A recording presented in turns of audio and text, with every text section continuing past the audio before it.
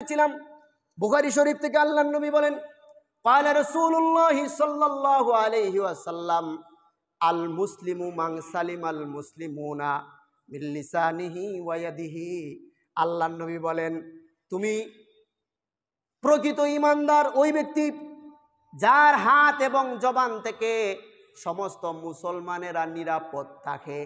প্রকৃত মুসলমান ওই ব্যক্তি, আমাদের আলোচনার প্রকৃত ঈমানদার, প্রকৃত ঈমানদার ওই ব্যক্তি যার জবান এবং হাত থেকে সমস্ত মুসলমানরা নিরাপদ থাকে, তারা হলো প্রকৃত মুমিন।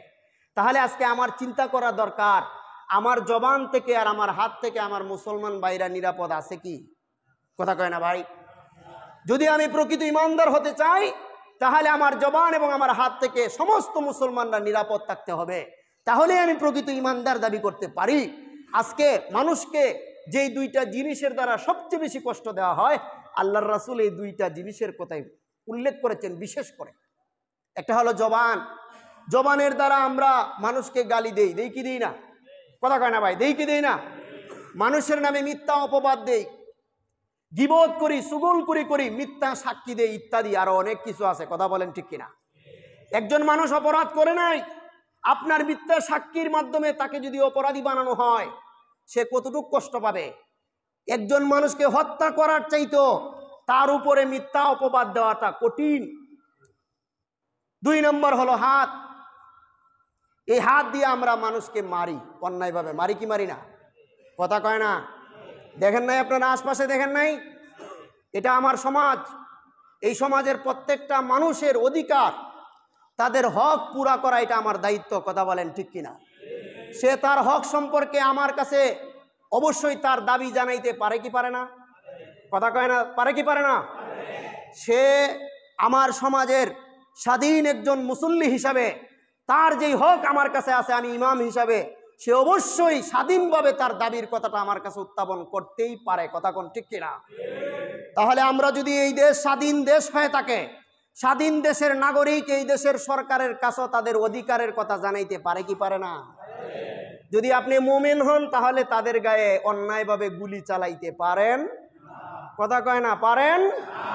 কারণ এটা আমাদের অধিকার, আমাদের ন্যায্য অধিকারের কথা আমরা, আপনি আমাদের অভিভাবক হিসাবে আপনার কাছে আমরা জানাইতেই পারি। কথা বলেন ঠিক কিনা?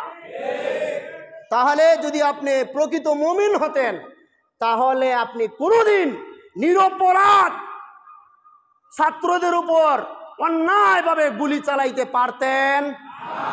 তাহলে আল্লাহর রাসূলের হাদিস অনুযায়ী প্রমাণ হয় কোন প্রকৃত ঈমানদার মুসলমানদের উপর সে মুসলমান হয়ে অন্যায় করতে পারে? তাহলে এই হাদিস ক্লিয়ার করে দেয়। এখন সে রাষ্ট্রপতি হোক, ইমাম হোক, রাষ্ট্রনায়ক হোক, সাধারণ মুসল্লি হোক, যদি সে মুসলমান হয় অন্যায়ভাবে তার জবান এবং হাত দ্বারা মুসলমানদেরকে আঘাত করতে পারে? যদি করে তাহলে প্রমাণ হয়।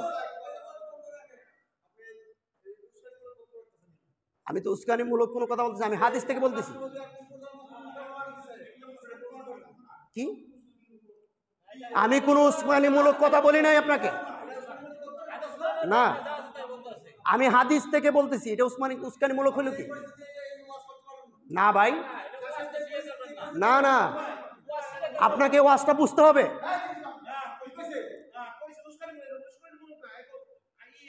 আমি হাদিস থেকে আপনাকে বলছি।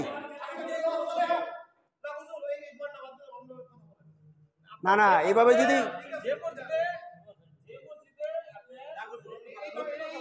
যাই হোক, আল্লাহর রাসূলের হাদিস, বুখারী শরীফের হাদিস, যে মুসলমান, প্রকৃত মুসলমান ওই ব্যক্তি তার হাত থেকে এবং তার জবান থেকে,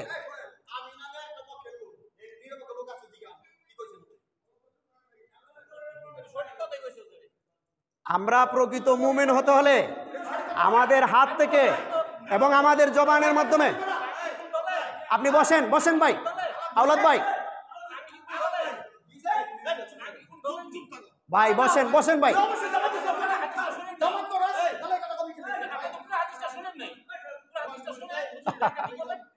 বসেন।